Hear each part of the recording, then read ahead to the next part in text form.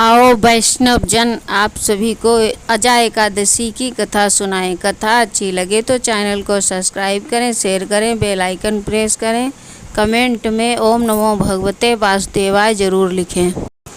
समस्त पापों और कष्टों को नष्ट करके हर प्रकार की सुख समृद्धि प्रदान करता है। भाद्रपद मास के कृष्ण पक्ष की इस अजा एकादशी का व्रत आज भगवान विष्णु के उपेंद्र स्वरूप की पूजा आराधना की जाती है। व्रत और पूजा का विधान तो सभी एकादशियों का एक सा ही है और एकादशी भी इसका उपवाद नहीं है। धर्मराज युधिष्ठिर ने विनयपूर्वक भगवान श्री कृष्ण से कहा, हे देवकी नंदन, अब आप मुझे भाद्रपद मास के कृष्ण पक्ष एकादशी के बारे में बतलाइए। इसका क्या नाम, क्या विधान और क्या महत्व है, यह जानने की मेरी बड़ी प्रबल इच्छा है। भगवान श्री कृष्ण ने कहा, हे कुंती पुत्र, जन्म जन्मांतर के सभी प्रकार के समस्त पापों को नाश करने वाली इस एकादशी का नाम अजा है। इसके व्रत को करने से मनुष्य सब पापों से मुक्त हो जाता है। जो मनुष्य इस दिन भगवान ऋषिकेश का पूजन करता है उसको अवश्य वैकुंठ की प्राप्ति होती है। अब मैं इसकी कथा कहता हूँ, आप ध्यानपूर्वक सुनिए। सतयुग में सूर्यवंश में सत्यवादी हरिश्चंद्र नामक एक महान प्रतापी चक्रवर्ती सम्राट थे।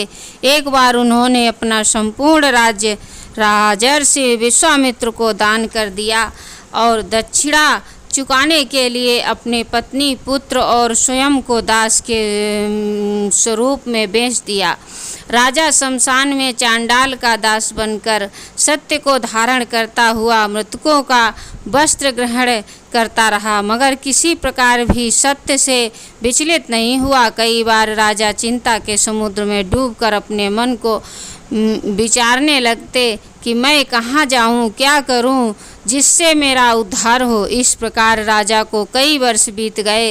एक दिन राजा इसी चिंता में बैठा हुआ था कि गौतम ऋषि आ गए। राजा ने उनको प्रणाम किया और अपनी दुख भरी गाथा सुनाई। राजा की बातें सुनकर गौतम ऋषि ने कहा, हे राजन, आज से 7 रोज बाद भाद्रपद मास के कृष्ण पक्ष की अजा नाम की एकादशी आएगी। तुम विधि पूर्वक उसका व्रत करो। इस व्रत के पूर्ण के प्रभाव से तुम्हारे समस्त पाप नष्ट हो जाएंगे। राजा ने गौतम ऋषि के कहे अनुसार एकादशी आने पर विधि पूर्वक व्रत व जागरण किया। उसके व्रत के प्रभाव से राजा के समस्त पाप नष्ट हो गए।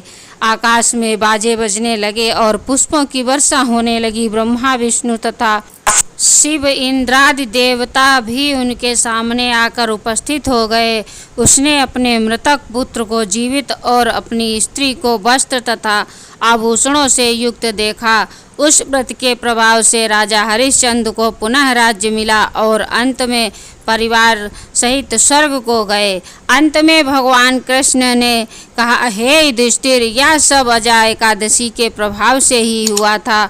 जो मनुष्य विधि पूर्वक इस व्रत को करते हैं, रात्रि जागरण करते हैं, उनके समस्त पाप नष्ट होकर अंत समय में स्वर्गलोक की प्राप्ति होती है। इस एकादशी की कथा के श्रवण मात्र से ही अश्वमेध यज्ञ का फल मिलता है।